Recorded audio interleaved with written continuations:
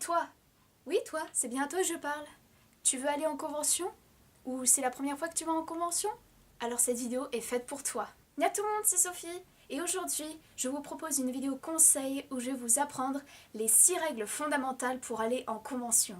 Avant de donner le premier conseil, je tiens à dire que je fais des vidéos presque tout le temps, donc abonnez-vous pour ne louper aucune d'elles. Et n'oubliez pas d'activer les notifications. On commence avec un conseil alternatif pour tous ceux qui aimeraient l'appliquer ou non. Eh bien, c'est tout simplement d'acheter les places en avance. Donc prévoir la date, savoir si on est disponible ou pas, et toujours acheter une place pour nous. Si vous venez accompagner, prévoyez une place, donc prévoyez un ticket pour vous-même, et la deuxième personne qui vous accompagnera achètera la place elle-même. Il faut toujours penser à soi.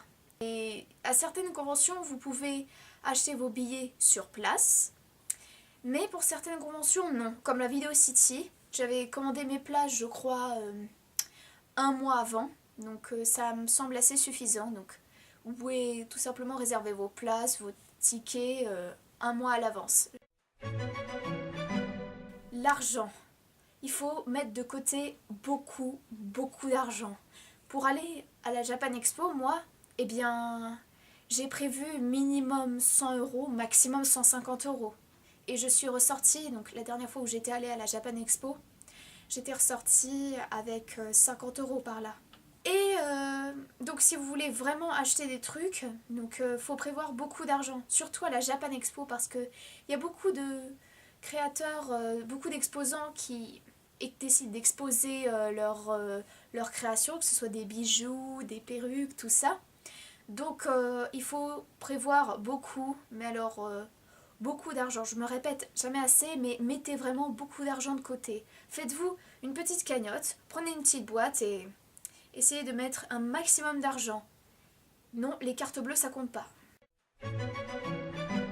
Dans des conventions, il y a des youtubeurs. Et les youtubeurs, qu'est-ce qu'ils ont eux aussi?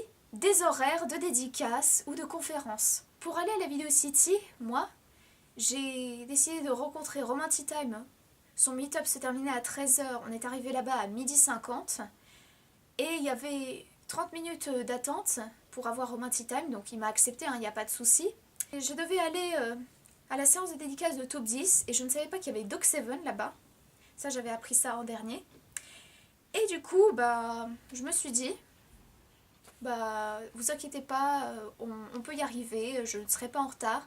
Tout à fait, je ne serai pas en retard. Je n'étais pas en retard parce que j'ai attendu 2 heures pour avoir Top 10 et Doc 7 en dédicace. J'ai mis le lien du vlog en barre d'infos pour ceux qui ça intéresserait. Lors d'une file d'attente, qu'est-ce qu'on fait? On s'ennuie, on s'occupe, on stresse un petit peu, on est nerveux, on est excité. Et certains ont faim et soif à force d'attendre. Mais heureusement, j'avais de l'eau sur moi, donc je pouvais boire tranquillou. Donc c'est important, il faut prévoir de la nourriture et de l'eau.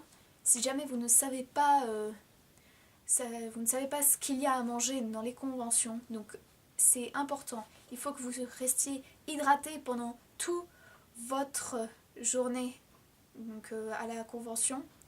Et il faut impérativement quelque chose à bouffer. Vous pouvez aussi vous acheter à bouffer. À la Japan Expo, je m'étais acheté un jus de raisin et c'était vraiment trop bon. Putain, j'ai faim en parlant de ça, moi.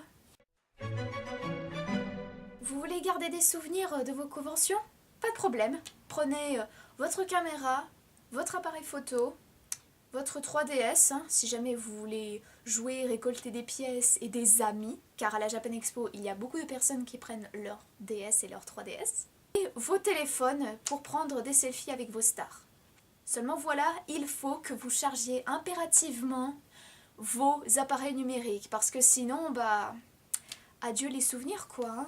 Et du coup, vous repartirez, tristounet, parce que vous n'avez pas filmé ce moment-là, parce que votre caméra n'avait plus de batterie, parce que votre appareil photo n'avait plus de mémoire. Donc il faut prévoir de l'espace sur vos mémoires et une batterie rechargée à 100% pour tous vos appareils. Croyez-moi, ça vaut le coup. Enfin, pour terminer, pourquoi pas offrir des cadeaux à vos youtubeurs préférés pour montrer à quel point vous êtes talentueux, à quel point vous les aimez beaucoup. Donc ça peut être des lettres, des figurines que vous avez confectionnées pour eux. D'ailleurs, j'aimerais en confectionner une pour Romantic Time. Doc Seven, qui d'autre? Matt se fait des films, j'aimerais beaucoup. Et aussi Poisson fécond, hein, donc je ne l'oublie pas celui-là. Et du coup, bah, il faut prévoir vos cadeaux, faut créer vos cadeaux au moins 2 mois avant. Parce que si jamais vous le loupez, et bah ça va être assez long à rattraper, surtout si c'est un boulot de dingue que vous avez mis dedans. Alors, vous aimez mes conseils? Si vous voulez aider un ami qui veut lui aussi aller en convention mais ne sait pas quoi faire, partagez-la. Et j'espère avoir un maximum de réponses parce que j'aimerais savoir à quelle convention aimerez-vous aller cette année. Dites-le moi dans les commentaires, je lis tout. Sur ce, abonnez-vous si ce n'est pas déjà fait, soyez vous-même, soyez créatifs et aimez-vous les uns les autres. Ciao, bye bye!